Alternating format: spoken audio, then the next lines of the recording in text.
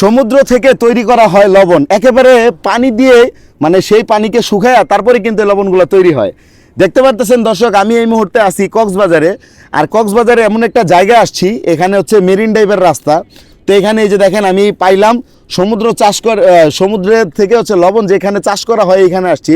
তো দেখতে পারতেছেন আপনার এই যে লবণগুলা, এটা কিন্তু হচ্ছে ফ্রেশ লবণ। এই লবণ কিন্তু আমরা খাই, ঠিক আছে?